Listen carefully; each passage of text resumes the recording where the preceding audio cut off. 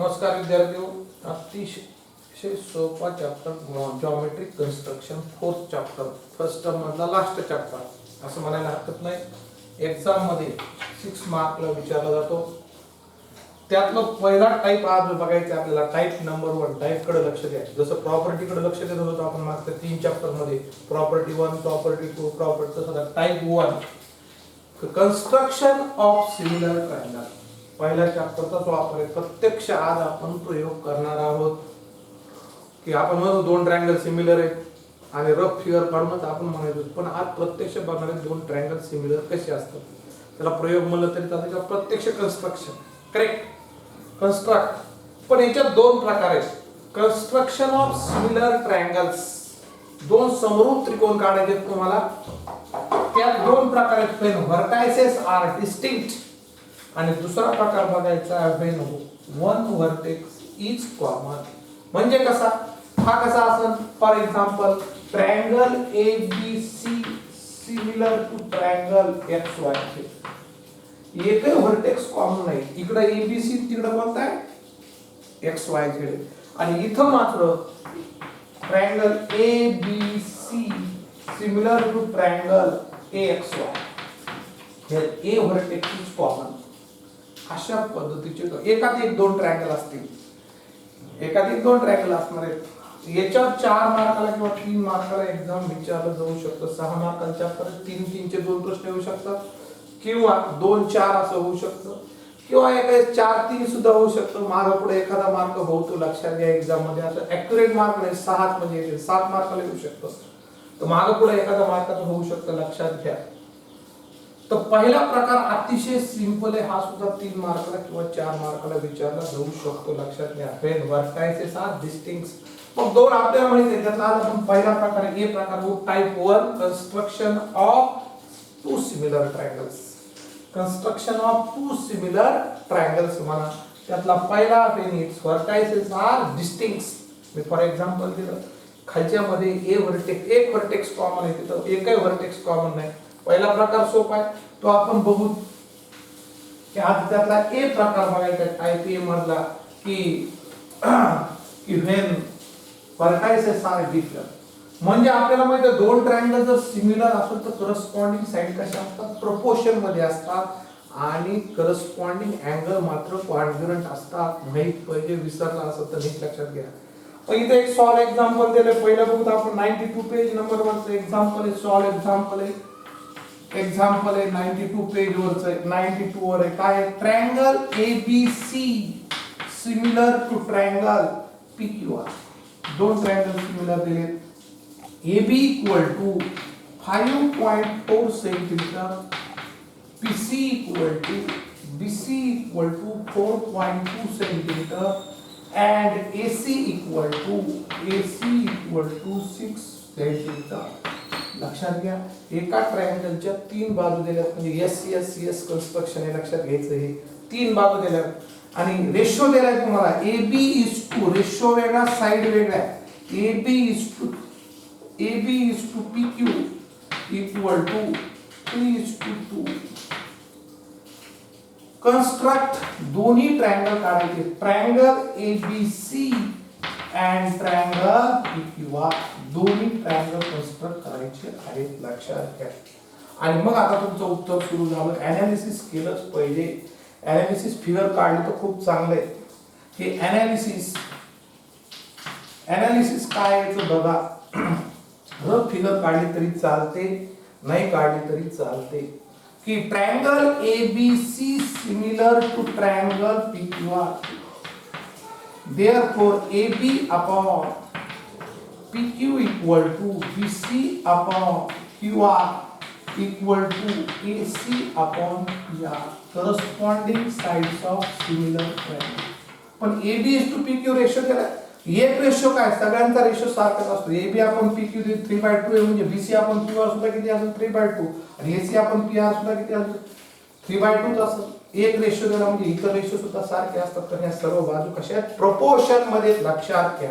म्हणून AB किती आहे तुम्हाला माहिती आहे, 5.4 upon PQ equal to BC किती आहे, BC 4.2 upon QR equal to AC 6/PR आणि सगळ्यांचा रेशो किती दिला AB/PQ म्हणजेच काय असणार आहे 3/2 करेक्ट कारण AB/PQ 3/2 आहे म्हणजे BC/QR सुद्धा काय 3/2 AC/PR इक्वल टू काय 3/2 असणार आहे लक्षात घ्या याच्यावर तुम्हाला तीन साइड हे फार महत्त्वाचं आहे आणि मग तुम्हाला एक एक गोष्ट इथं करता आली पहिली लक्षात घ्या की therefore 5.4/PQ इक्वल टू 3/2 हे एक करा नंबर 2 4.2/QR इक्वल टू 3/2 आणि नंबर 3 भाग करा 6/PR इक्वल टू 3/2 करेक्ट मी काय केलं मला PQ QR आणि PR च्या बाजू काढायच्या लक्षात घ्या PQ QR त्यासाठी मी तीन रेशो हा समान आहे हा समान आहे आणि हा समान आहे 5.4/PQ AB 5.4 ट्रायंगल ABC च्या तीन साइड दिल्या आणि रेशो दिला दुसऱ्या साइड ट्रायंगलच्या साइड माहित नाही मला त्या काढणं गरजेचं आहे त्या काढण्यासाठी मग एनालिसिस करा त्याचं आणि मग तुम्ही इथं तिरका गुणाकार करता 3PQ equal to 5.4 into 2 PQ equal to 5.4 into 2 upon 3 तिरका गुणाकार केला मग 3 1 3 3 1 3 किती राहिले 3 8 24 18 3 54 मग PQ equal to 18 2 36 3.6 सेंटीमीटर पहिली PQ माहिती झाली तुम्हाला ओके तसं इकडे करा 3QR equal to 4.2 into 2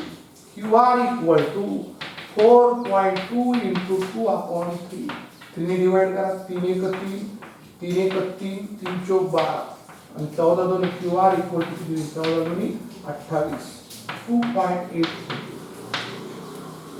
14 3 42 correct आणि लास्ट वन तुम्हाला QR सुद्धा माहित झाली आता आणि तिसरी बाजू आता PR 3PR equal to 6 into 2 PR equal to 6 into 2/3 3 1 3 3 2 6 PR की झाली 4 सेंटीमीटर रफ फिगर काढली तरी चालते नाही काढली तरी जर येत नसेल तर काढा तिथं लिहा रफ फिगर फार मोठी काढायची नाही कोपऱ्यात बाजूला काढायची आहे मग तुम्हाला तीन साइड माहित झाल्या आता तुम्हाला दोन ट्रायंगल काढणं आवड नाही अक्षरशः 7 स्टँडर्ड वगैरे दोन ट्रायंगल कोणतं कन्स्ट्रक्शन आहे यस कन्स्ट्रक्शन आहे तीन बाजू दिल्या असतात एक त्रिकोण काढणे आणि दुसरा त्रिकोण काढणे अतिशय सिंपल आहे याला एक मार्क लक्षात घ्या हे एवढं व्यवस्थित करणं गरजेचं आहे एक मार्क आहे आणि मग पुढे 2 मार्काला 2 फिगर काढले की 2 मार्क आहेत 4 मार्काचं असेल तर थोडंसं कॉन्स्टिट्यूटिव्ह वेगळं असू शकतं लक्षात घ्या मग आता तुम्हाला प्रत्यक्ष फिगर काढायची आहे इतकं लिहिलंच पहिले एनालिसिस फिगर काढल्या तरी चालत्या रफ फिगर नाही काढली तरी चालेल तुमच्या याने ठरवा काढली तर खूप चांगली पण ती कोपऱ्यात एक छोटी काढा एकदम मोठी काढू नका रफ फिगर आता आपण प्रत्यक्ष याचं काय करू फिगर काढू खूप सिंपल आहे पहिला कोणता ट्रायंगल काढता येईल कन्स्ट्रक्शन जे आहे एनालिसिस झाल्यानंतर तिथं कन्स्ट्रक्शन शब्द टाका आणि मग तुम्हाला कोणता ट्रायंगल काढायचा आहे ट्रायंगल ABC कोणती बाजू खाली घ्या AB मोठी बाजू शक्यतो खाली घेतली तर चालते की ABC मध्ये त्याकरता रफ फिगर काढली तर खूप चांगले म्हणजे आपल्याला पटकन कळत आहे मग ट्रायंगल ABC काढत असताना BC बाजू घ्यायची तुम्हाला माहिती आहे फार सिंपल गोष्ट BC किती दिली 5.4 सेंटीमीटर दिली कंपास मध्ये 4.2 अंतर घ्यायचंय कंपास मध्ये 4.2 अंतर घेऊन येते तर चाप मारायचा लक्षात घ्या आणि ती कन्स्ट्रक्शन नीट करायची चाप माग मोठा झाला तर कमी करून घ्यायचा आहे आणि कंपास मध्ये पुन्हा किती घ्यायचंय तुम्हाला 6 अंतर घ्यायचंय पहिला ट्रायंगल ABC ला 6 दिली AC आणि ते एक मारायचा आणि त्या जिथं छेदले त्याला C नाव द्या आणि याच्यातून हा ट्रायंगल काढा तुम्ही व्यवस्थित काढा माझी रफ आकृती असं करू शकता ते अंतर लिहायचंय की 4.2 cm लिहायचंय इकडं किती आहे 6 सेंटीमीटर कोणती बाजू घेतली तरी चालते BC इथं ABC नाव दिले ABC कोणती बाजू घेतली तरी ABC घेतली तर तिथं कोणता घ्या QRP आता इथं तुम्ही घेऊ शकता QPR QP 6 सेंटीमीटर खाली घ्या P Q B A B आणि पी क्यू ए बी घेतली तर कोणती घ्यायची पी क्यू. आता त्याची लहान आकृती येईल तुमची 3.6 सेंटीमीटरचा घ्या. कोणता घेणार तो क्यू पी इकडं क्यू आणि मग कंपास मध्ये 2.8 चा एक चाप मारा आणि इकडून कितीचा मारता 4 चा मारा आणि मग ते जोडून घ्या. व्यवस्थित जोडायचं. खूप मोठे चाप झाले असते तर कमी करून घे. खूप बारीक चाप मारायचे नाही, खूप मोठे मारून असे करायचे नाही. पेन्सिल शार्प पाहिजे एवढी काळजी घ्या आणि मग हा ट्रायंगल करा. योग्य नाव द्या क्यू पी क्यू आर. अंतर कोणतं हे 2.8 व्यवस्थित लिहायचं आणि इकडं 4 सेंटीमीटर एवढं व्यवस्थित काम केले की 4 मार्क भेटतात. हे अवघड नाहीच आहे. तुम्ही रफ फिगर काढून पटपट काम करू शकता. एकदा तुम्हाला कळतं की रफ फिगर काढल्यामुळे काय होतं, कोणती बाजू खाली घ्यायची कोणती वर घ्यायची पटपट समजायला लागतं. गोंधळ होत नाही. कसंही पद्धतीने काढा, कुठे कोणत्या बाजू घ्यायचं काही फरक पडत नाही. पण दोन्ही आता सिमिलर ट्रायंगल झाली. प्रत्यक्ष करेक्ट ॲक्युरेट कन्स्ट्रक्शन म्हणायचं याला. आपण फक्त पहिल्या चॅप्टर मध्ये म्हणत होतो ते 2 ट्रायंगल सिमिलर. बाजू कशा असतात प्रोपोर्शन मध्ये असतात. लक्षात घ्या. 4 मार्कला एक्झाम मध्ये विचारलं. अवघड हे काहीच नाही. हे तर झालेलं आहे आपल्याला कन्स्ट्रक्शन मध्ये. ते नीट करायचं आणि मग हे करायचं. आपण प्रत्यक्ष आता एक्झरसाइज मध्ये बघू. पहिलं गणित घेऊ प्रॅक्टिस सेट 4.1. मी तुम्हाला करायला भरपूर देणार आहे. हे तर नीट करा. आता मग प्रॅक्टिस सेट 4.1 बघूत आपण. खूप सिंपल एक्झरसाइज करा. सहज मार्क भेटतील. ह्या चॅप्टरचे 6 मार्क तुम्हाला 7 मार्कला सुद्धा येऊ शकतो चॅप्टर. काय प्रॅक्टिस सेट 4.1. त्यातला पहिला प्रॉब्लेम बघूत आपण. क्वेश्चन 1 आहे त्यातला. 1 आणि 3 2 आणि 4 दुसऱ्या पद्धत. ट्रायंगल ए बी सी कशामुळे बघायचं. पहिला प्रकार एकही व्हर्टेक्स कॉमन असला पाहिजे. Triangle A B C similar to triangle L M N. पहिला प्रकार कशामुळे एकही व्हर्टेक्स कॉमन नाही. लक्षात घ्या. दुसऱ्यात आहे पहिला आणि आर एस टी आणि एक्स वाय झेड हे बघू फर्स्ट आणि इन ट्रायंगल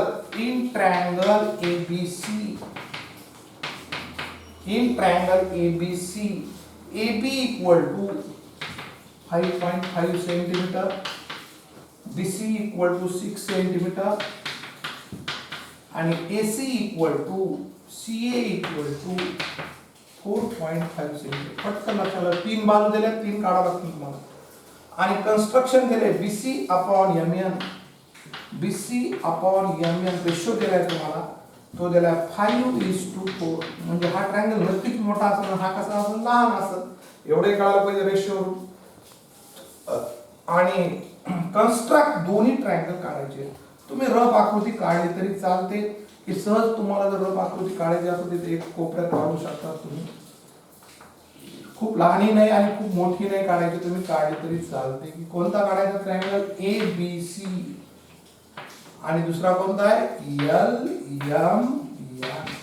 रफ बाजूला लिहा. तिथं रफ फिगर किंवा एनालिसिस फिगर काही म्हणू शकतात. मग ए बी किती दिली तुम्हाला 5.5 सेंटीमीटर. बीसी किती दिली 6 सेंटीमीटर आणि सीए 4. आणि मग आता तुम्ही ते एनालिसिस घेऊ शकता. एनालिसिस शब्द लिहा. एनालिसिस आणि त्या एनालिसिस फिगर लागू द्या का. Analysis figure. एनालिसिस काय triangle A B C similar to triangle L M N given दिले तुम्हाला. Therefore AB upon LM equal to BC upon MN equal to AC upon LN corresponding side. आणि याचा ratio तुम्हाला दिलाय 5:4. एकाचा दिला काय सांगायचं काय corresponding sides of similar triangle. 2 triangle जर सिमिलर असतील तर corresponding साइड कशा असतात प्रोपोर्शन मध्ये. आणि BC upon MN रेशो दिलाय म्हणजे सगळे रेशो इक्वल. मग AB किती माहिती आहे 5.5 upon LM equal to BC 6 upon MN आणि AC equal to 4.5 upon LN. Okay नीट करावं लागेल. इथं चूक झाली तर पुढे सगळं चूक होईल. वाटतं इतकं सोपं नाही. 5.4 आता एक घ्यायला हरकत नाही तुम्हाला की 5.5 upon area is equal to 4 equal to 5/4 5/4 एक घ्या दुसरा भाग करा 6 अपॉन mn इक्वल टू एका खाली एक केलं तरी चालतंय 4/5 आणि तिसरे तुम्हाला 4.5 अपॉन ln इक्वल टू 5/4 तीन साइड काढा लागतात तुम्हाला एक बघा AB किती दिली 5.5 BC दिली 6 आणि AC दिली 4.5 रेशो झाला 5:4 आणि मग तुम्हाला तिरका गुणाकार करायचा दमानी करा 5 ln equal to 5.5 into 4 ln equal to 5.5 into 4 upon 5 5 एक 5 5 एक 5 1.8 ln equal to 4.4 centimetre correct पहिल्याचं उत्तर झालं आता दुसरं घ्या की 5 mn इक्वल टू 24 डायरेक्ट केलं तरी चालते कसं आहे का 6 mn equal to 6 into 4 upon 5 5 एक 5 आणि 5 दोन्ही 10 करेक्ट 5 एक 5 एक राहिला दशांश द्या 5 दोन 10 आणि 12 चौक 48 mn इक्वल टू 4.8 cm दुसरी बाजू काढली आपण आता लास्ट काढायची की 5 ln equal to 4.5 into 4 ln equal to 4.5 into 4 upon 5 5 एक 5 5 9 45 आणि ln equal to 936 3.6 centimetre okay हे शांत डोक्याने काम करा दशांश चुकता कामा नये की 5 ln की 5 9 45 9 चौक 36 3.6 आता तुम्हाला कन्स्ट्रक्शन करायला काही हरकत नाही एनालिसिस फिगर आहे इथं तुम्ही त्या बाजूला लिहिला तरी चालते आता रफ आकृती नाही काढली तरी चालते फक्त तुम्हाला पटपट कळतंय की एलियम 4.4 सेंटीमीटर आहे पटपट काम करता येते ही 4.8 आहे आणि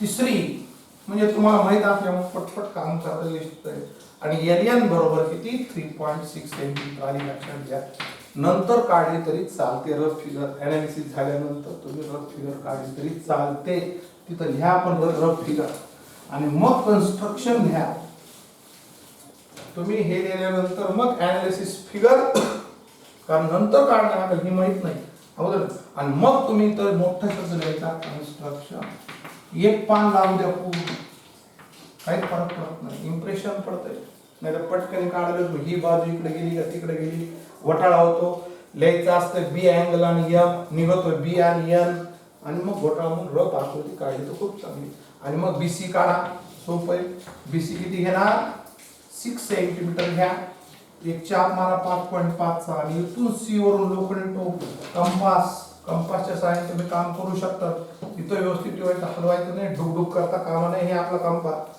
तो नीट चेक करा ओके आणि इथं एक चाप मारा आणि मग तुम्ही इथं नीट जोडून घ्या कसंही जोडायचं नाही ह्या पॉइंट मध्येच गेला पाहिजे खूप चाप पेन्सिल शार्प पाहिजे एवढी काळजी घ्या मग इथं बी सी नाव पटपट देता येतात आणि मग आपल्याला हे रफ फिगर बघून पटपट काम करता येतं त्याच्यामुळे रफ फिगर काढा पण बाजूला छोटीशी वाटलं तर चौकट करा पुन्हा आणि पुन्हा कन्स्ट्रक्शन खाली चौकट करा एनालिसिस फिगर म्हणा किंवा रफ फिगर म्हणायला नाही तर सगळे सारखेच दिसतील परीक्षकाला वाटतं म्हणजे ते 4 आकृत्या कशा काढल्या तसं होता काम नाही ती छोटी आकृती एमएन घ्या एमएन घेऊ शकता 4.8 कंपास मध्ये नीट बघा आणि इकडे 4.4 चा चाप मारा एम वरून एन वरून मारा 3.6 पटकनी कळतंय आपल्याला कसं घ्यायचं रफ फिगर म्हणून पटपट कळतंय आणि या नाव लिहायला विसरू नका अर्धा मार्क देऊ शकतो सीएम लिहा 3.6 सीएम छान आकृत्या काढायच्या माझ्यापेक्षा चांगल्या आल्या पाहिजे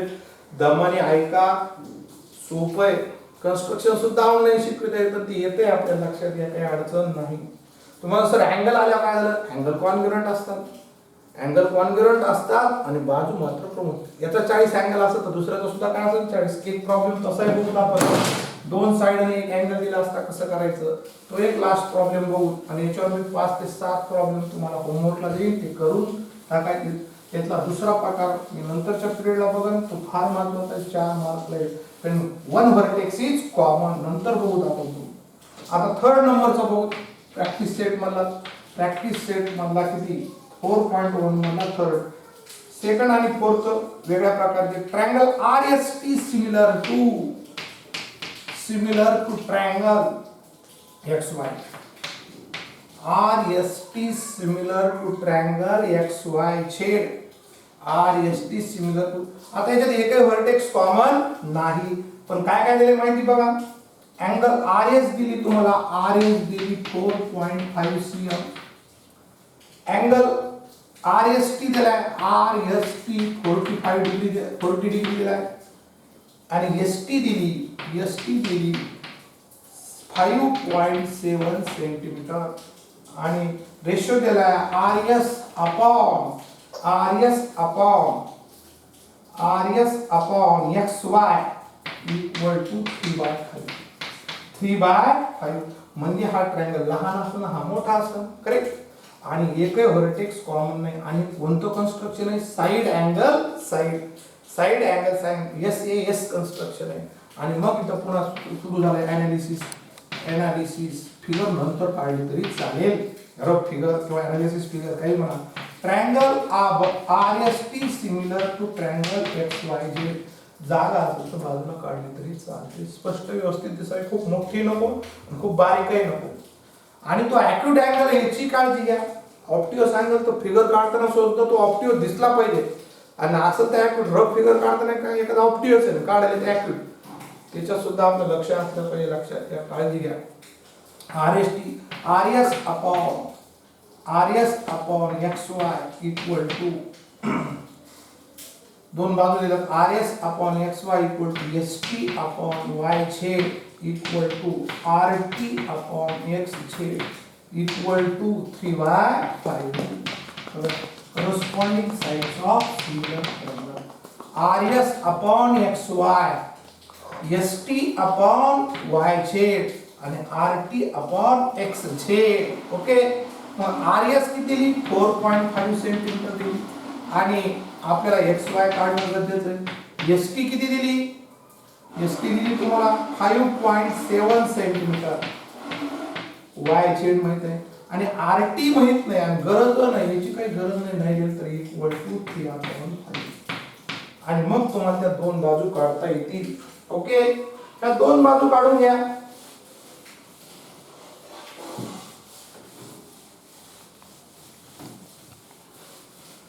आणि मग त्या दोन बाजू काय होतात, XY upon 4.5 upon XY equal to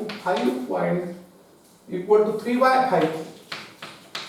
and दुसरे येते की 5.7 अपॉन Y छेद इक्वल टू 3/5. नीट करा, दोनच काढायचे कारण कोणतं कन्स्ट्रक्शन आहे, तिसरी बाजू दिली नाही पण अँगल दिलाय. करस्पॉन्डिंग अँगल कॉन्ग्रुएंट RSTS ला कोणता कॉन्ग्रुएंट Y लक्षात घ्या, नंतर लिहूते, अगोदर बाजू काढून घ्या. 4.5 upon XY equal to 3/5 and 5.7 upon Y equal to 3/5. 3XY equal to 4. गुणाकार करू नका, काटाकाटी होती इथं, गुणाकार करत बसू नका याचा, शक्यतो काटाकाटी होत असते. 4.5 into 5 upon 3, 3 1 3, 3 1 3, 3 5 15. XY equal to 7.5 centimetre.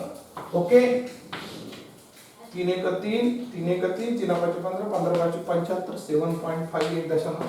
इथं होय दुसरं की 3Y छेद equal to 5.7 into 5. Y z equal to 5.7 into 5 upon 3. 3 1 3, 3 1 3, 3 9 27. 3 1 3 खाली 2, 3 9 27. Y z इक्वल टू किती होईल लक्षात घ्या. 9 5 45 आणि 4, 9 5 4 8 5, 9.5 इंच. बघा करेक्ट. सेंटीमीटर लिहा, सेंटीमीटर. 9 5 45 40, 4 5 1 5, 9.5 सेंटीमीटर ही लक्षात घ्या. कोणती Y ची. अँड इथं तुम्ही लिहू शकता angle S congruent to and angle S congruent equal to angle कोणता S चा corresponding angle कोणता आहे Y equal to 40 degree corresponding angle of similar triangle the corresponding side of similar triangle लक्षात घ्या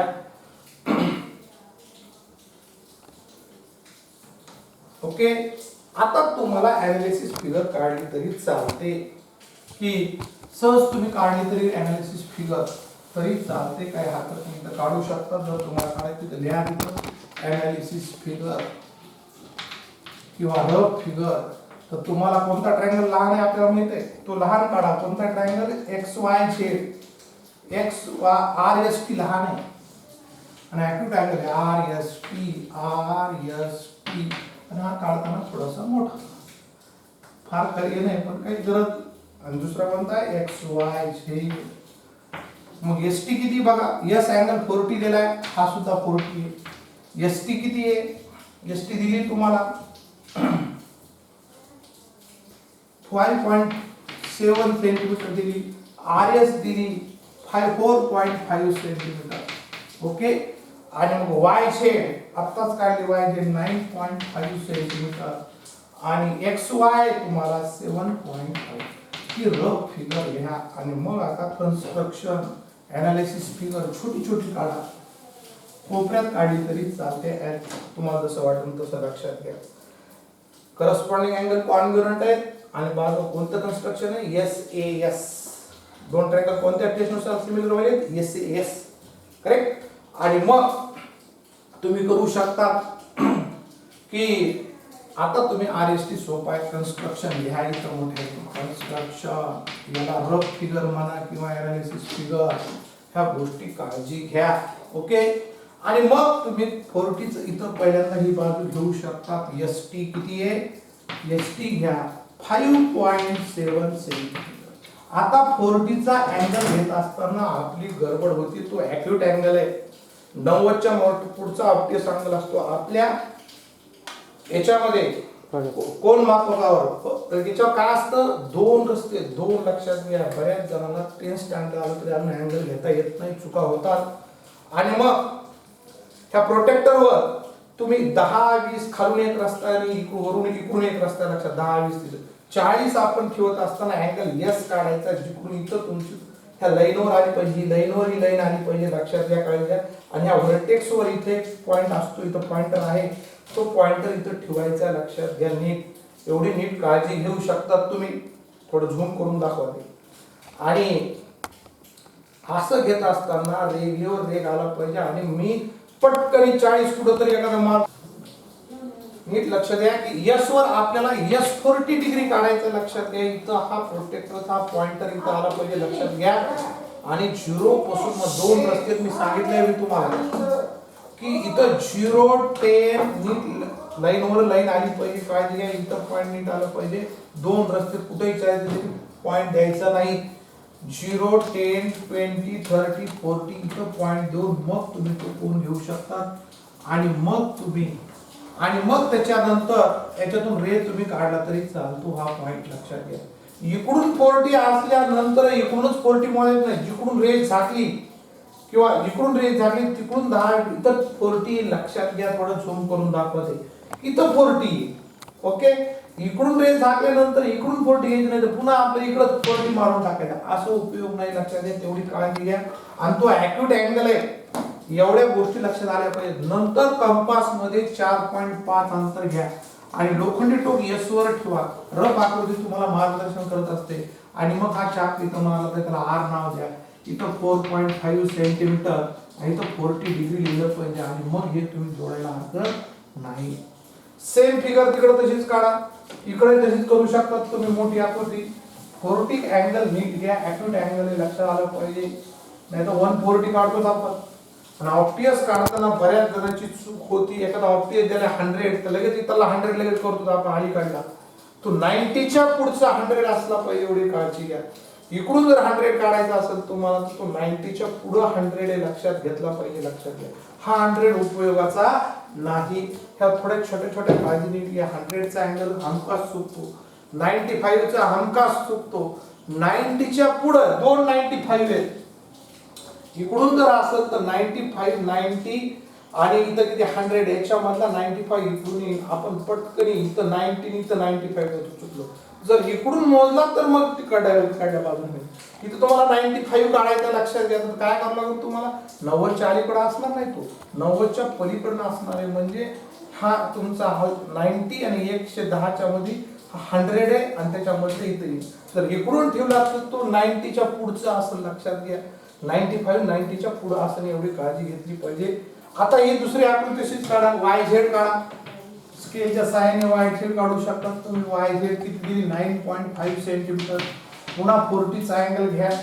आता घेतल्याप्रमाणे 40 चा अँगल काढायचा, एक रे काढा आणि त्याच्यावर 7.5 चा चाप मारा. खूप चाप मोठा झाला असेल तर कमी करा. तिथे एक्स नाव द्या. 7.5 सेंटीमीटर अँगल आहे द्या 40 डिग्री आणि मग इथं 40 च्या सहाय्याने जोडून घ्या. अशा पद्धतीने दोन सिमिलर ट्रायंगल काढता येतील, लक्षात घ्या. दोन एक्झाम्पल आहे, एक सॉल्व प्रॉब्लेम दिला, तिन्ही समजून सांगितलं. टाइप 1 बघितलंय, vertex are vertices are different distinct.